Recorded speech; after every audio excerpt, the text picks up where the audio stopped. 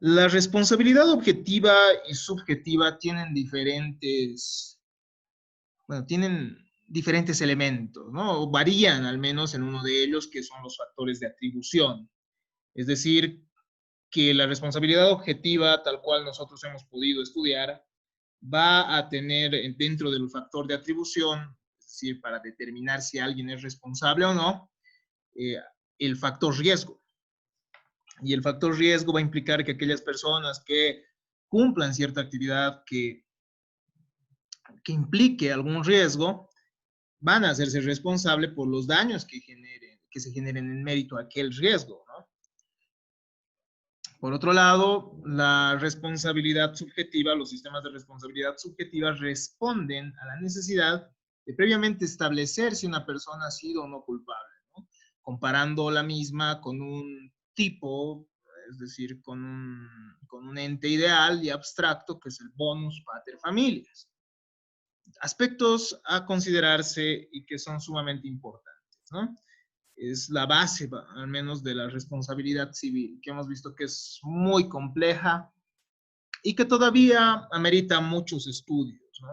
Hasta el día de hoy se siguen realizando ciertas reflexiones sobre estas temáticas, tal cual nosotros hemos podido revisar.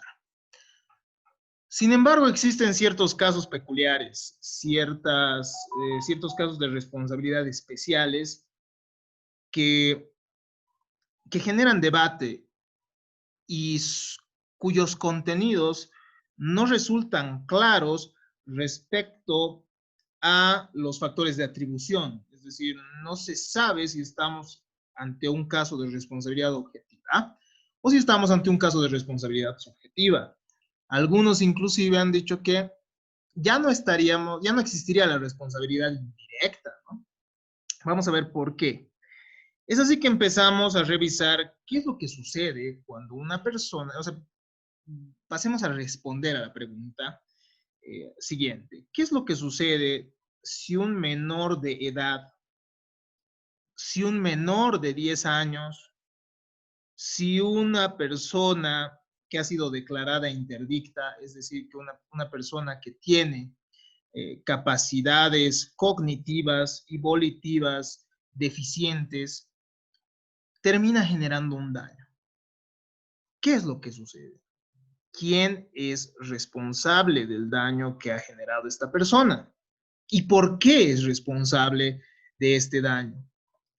Es así que podemos evidenciar que, bueno, la doctrina nos ha establecido que de los actos del incapaz de entender y querer responde el vigilante. No, nuestro código también lo establece así, ¿no? Y esto ha sido desarrollado en mérito a la influencia de la doctrina, bueno, de la doctrina y legislación italiana. De los actos del incapaz de entender y querer va a responder el vigilante, a menos que demuestre no haber podido impedir el evento. Entonces, se puede evidenciar que aquellas personas que tienen cierta responsabilidad en mérito, bueno, sobre ciertas personas, tienen que hacerse responsables de los daños que estos tienen, a menos que hubiese sido inevitable el daño, ¿no? A menos que no hubiesen podido impedirlo. La doctrina italiana considera que esta sería una responsabilidad directa. ¿Por qué directa? Porque estaríamos tratando de la culpa ineducando o de la culpa invigilando. ¿A qué nos referimos con esto?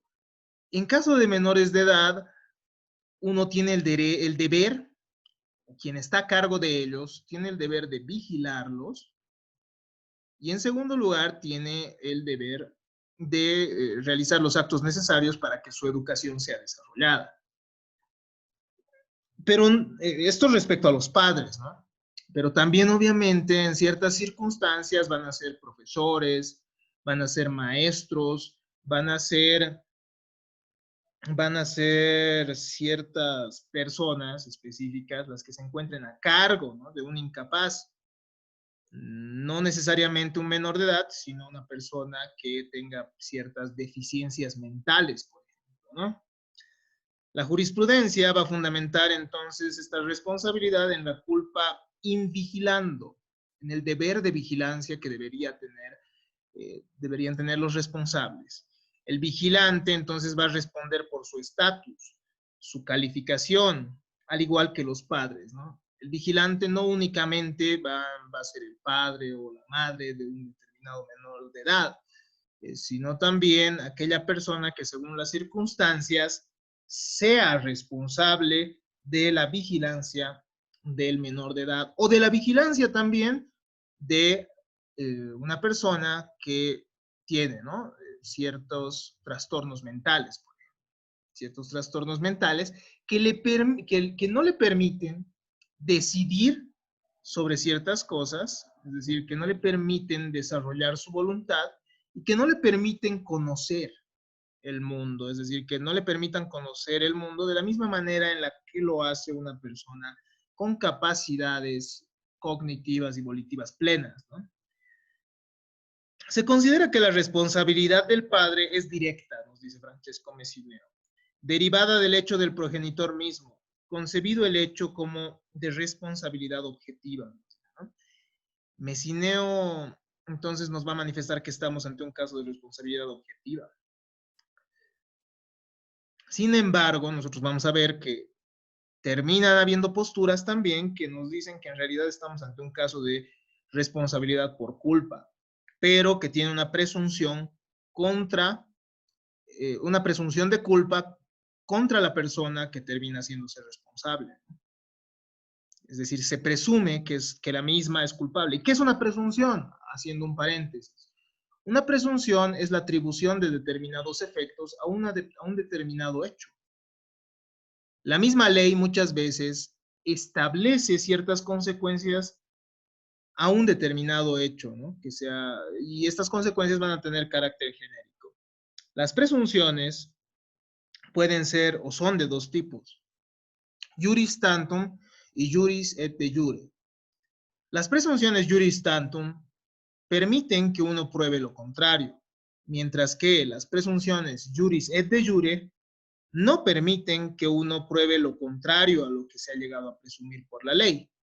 Entonces, nosotros estamos ante un caso de una presunción juris tantum, ¿no? O sea, la ley va a presumir cierta culpabilidad del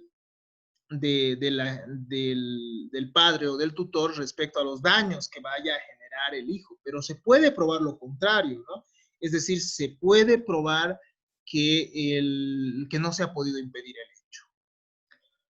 Corresponde a sujetos con deber de vigilancia, a razón de su calidad, cargo o actividad profesional específica, y no puede extenderse a otros sujetos. Esto claramente debería recordarles a la perspectiva que nosotros hemos analizado de Herbert Hart, que nos decía que uno de los significados de la responsabilidad se refiere al rol, ¿se acuerdan, no? Cuando nosotros analizábamos el caso del capitán, el capitán de una embarcación, ¿no? Ahora, ¿es lo mismo incapacidad que inimputabilidad? ¿Por quién respondemos, no? ¿Por quién responden estas personas? ¿Por el inimputable o por el incapaz?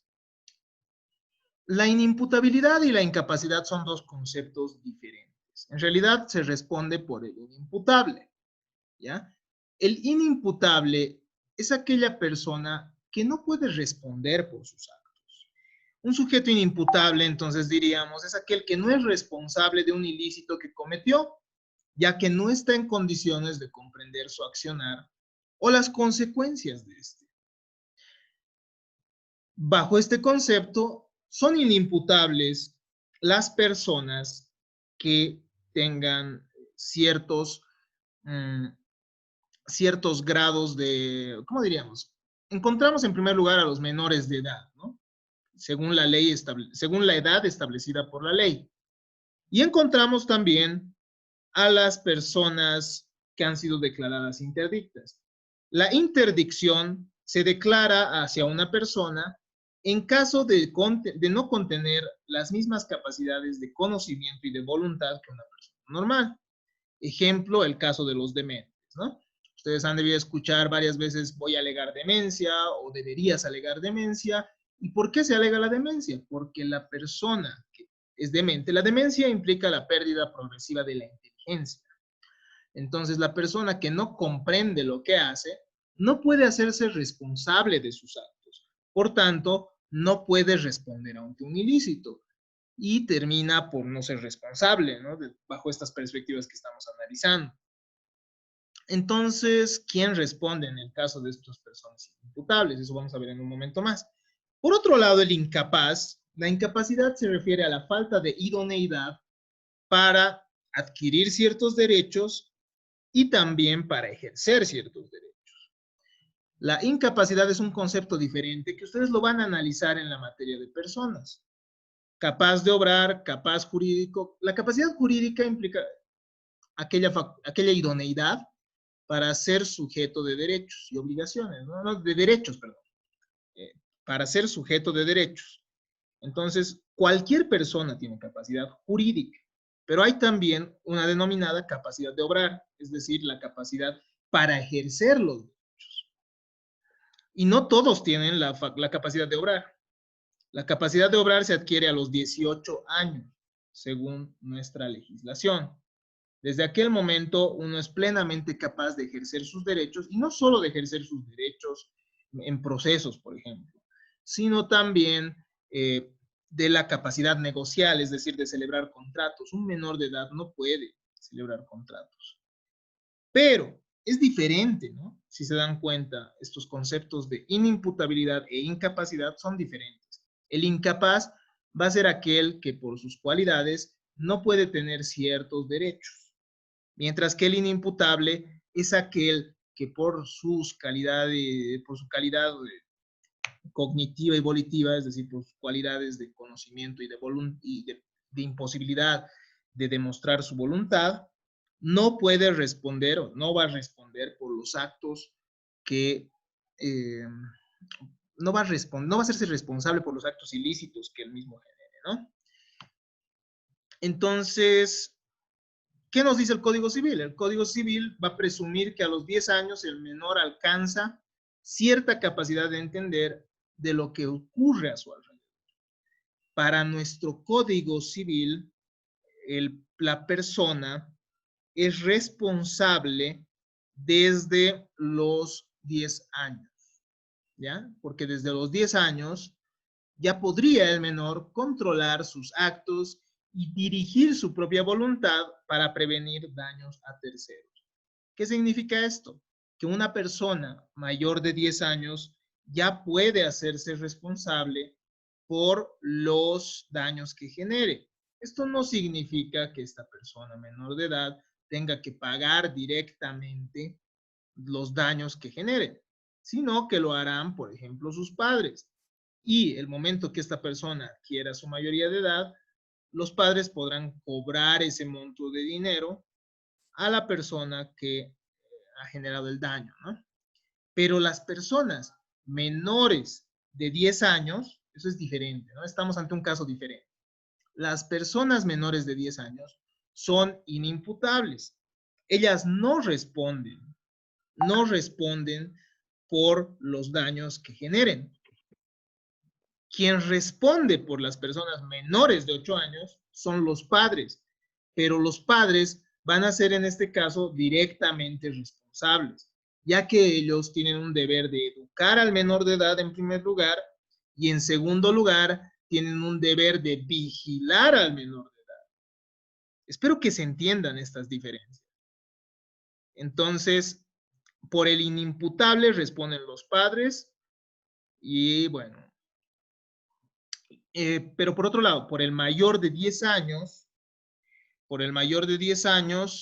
también responden los padres, pero los padres van a poder exigir lo que se denomina la repetición, ¿no? Es decir, van a poder pedir estos montos de dinero que han erogado en mérito a los daños que hubiese generado el menor de edad.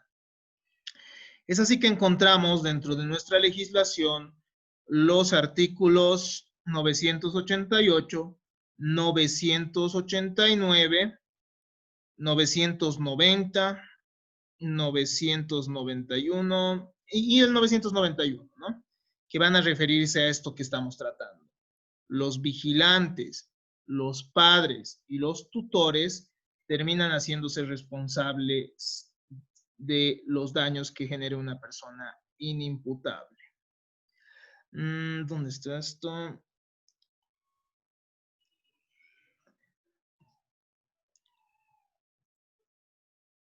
Aquí está, el 993, ¿no? El padre y la madre, el profesor o maestro o el tutor pueden repetir lo pagado como resarcimiento contra el autor del daño que en el momento de cometer el hecho ilícito contaba con más de 10 años de edad o no estaba por otra causa incapacitado de querer y entender.